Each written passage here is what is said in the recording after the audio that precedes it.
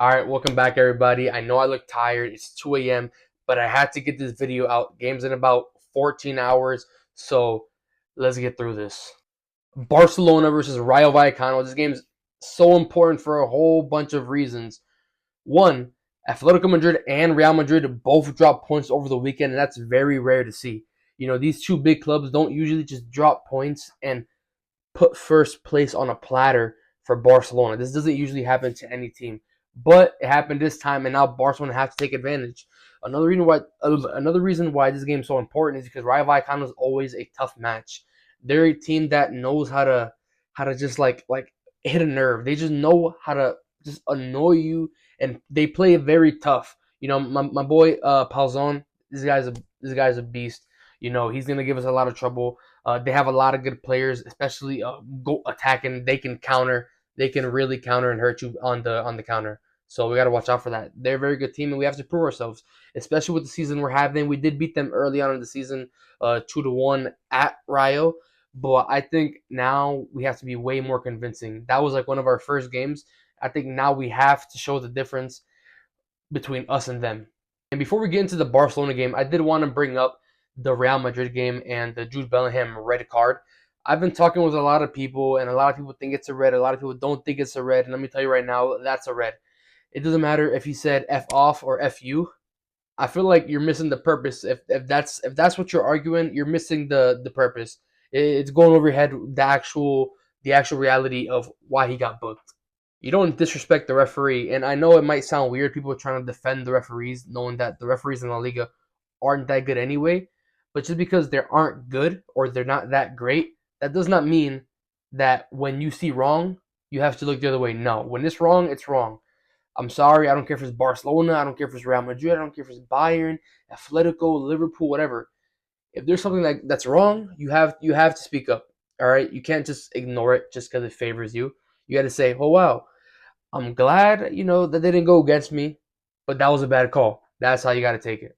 And honestly, it's pretty 50-50 on how I'm seeing Real Madrid fans handle this. Like personally, when I talk with my cousin who's a Madrid fan, he tried to defend it so hard, saying, "Oh no, he said F off, so technically it's not that bad." It's you're missing the point, bro. You're missing the point. The referees are an issue, but like our leader Hansi Flick says, you can't worry about the referees. Focus on what you can control, and what you can control is the game. I think he said that. At least I think he said that. I don't really know if he says that, but I think he said that. It sounds like something that man would say. Now that I got that out the way, I do want to talk about the starting 11 that I think will be taking the pitch. And first, when it comes to the goalkeeper and back line, I think this part is super like it just tells itself. We're going with Tech in goal, and then we're going with the OG back line that's been starting the season off hot. Inigo's back in the starting lineup. I think he's going to be with Kubarsi, Koundé, and Balde. Balde's been doing better. If you've been seeing the clips on Twitter and Instagram that they've been posting, his crossing is getting a lot better. So expect some danger coming from him this game. And Koundé, best right back in the world. No introduction needed. That or guy, baller. Midfield, I've been seeing a lot of debate of whether it's going to be Frankie de Jong or Marc Casado. And I personally think that, yes, Marc Casado has not played for a few games, but I do think Frankie de Jong is going to start, not only because they had the rest, but I do think that Hansi Flick is learning how to use different players in different games. And smaller games or games where the opposition isn't as big as an attacking threat as us. Like let's say if we're going against a Real Madrid, Bayern Munich, Atletico Madrid, Liverpool, you know, we're gonna be more countering than controlling the game against bigger teams. So that's when you want a Casado to kind of stop them counters from starting at all. But when we're going against a smaller team in terms of attacking ability, where they're not going to put as much pressure on us as we will on them, you want a player like Frankie de Jong that can control the game and keep it slow because you know the build up is way more important against teams that don't put as much pressure on us. And on the other hand, when we play against bigger teams that do put a lot of pressure on us, we want to stop the counterattack whenever, hence why I'd say Marc Casado is fit for bigger games in a way, which is a little odd, and because Frankie de Jong is this amazing player, but Marc Casado is fit for big games, and that's just how it is. That's just how what I think. Just like Lewandowski and Ferran Torres are interchangeable depending on the game type and all that. I think that's really good that we have a lot of options for different type of games. I do think it's going to be Pedri and Frankie De Jong.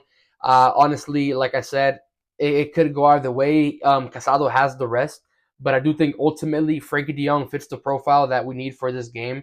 And honestly, most of the games this season is going to be Frankie De Jong. I think as long as he's fit, he's a way better player than Casado in my opinion. But there's games where Casado can do more than Frankie De Jong, to benefit the team. And I do think that in the 10 position, we are going to go with Almo because he has, he has been resting after that injury. He has sat a game or two after he's recovered, and he's good. We had a long week of rest while everyone's been playing UCL and everything. I felt like we hasn't played it in weeks. It's felt so long, but we finally play, and I do think Almo's going to get the start. Firmino's suspended. Gavi is if Almo's fit and Gavi's fit, you got to start Almo.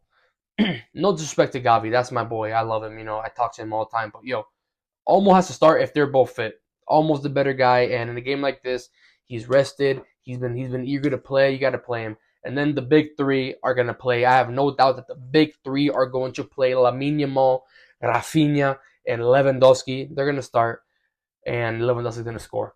Mark my words. Lewandowski's gonna score, and keep that in mind because I got the betting tips coming up in a few seconds.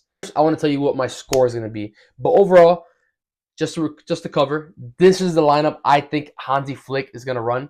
And like I said, it's pretty predictable. I didn't mention it, but Araujo is coming back from injury, so I doubt he would start.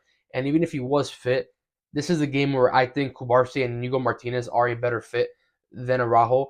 Like I said, if it was a bigger game, it could be different. Like I would put Araujo in a game against Bayern Munich in a final, against Liverpool in a final, but a game against like Rayo Vallecano, Mallorca, a team like that, I do think that Kubarsi, maybe even Eric Garcia is more fit for that game.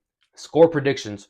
I honestly have an exact score of what I think is going to be, and I think the drama is going to come late. So just remember that. I think everything is going to happen late. I would love for us to score in the first half, first 10 minutes. Like we've built these standards where like if we don't score in the first half, it's poor. We want to score in the first half, but don't expect a show in the first half. Expect it in the second half, and trust me. Also, make sure you comment your prediction for the Barcelona game, and if you get it right, I will choose a random person and cash out them $10. Something fun, something competitive. Make sure you put your predictions down, and let's get that W. For the score prediction, I'm going with a 3-1 win to Barcelona. I do think Barcelona will come on top of the league and be first, back where we deserve. We did fumble like a 10-point lead, but now Madrid just fumbled a 7-point lead. So it's just to tell you that this is not over until it's over.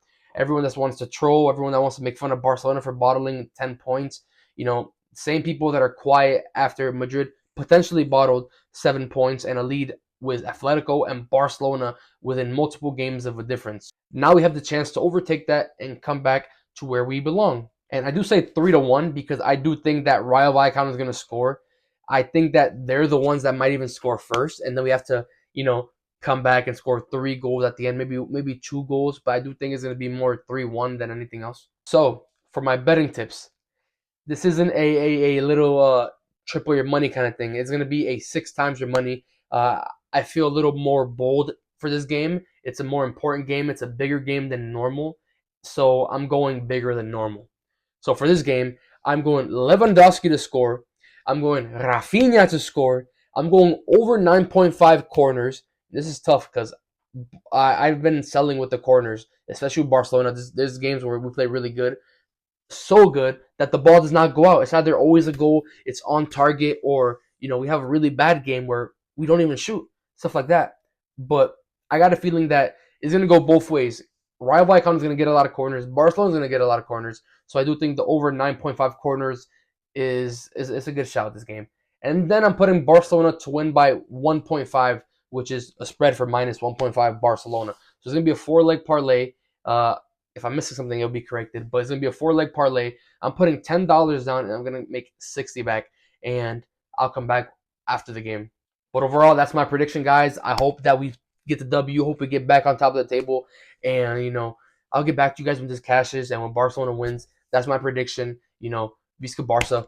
Vamos!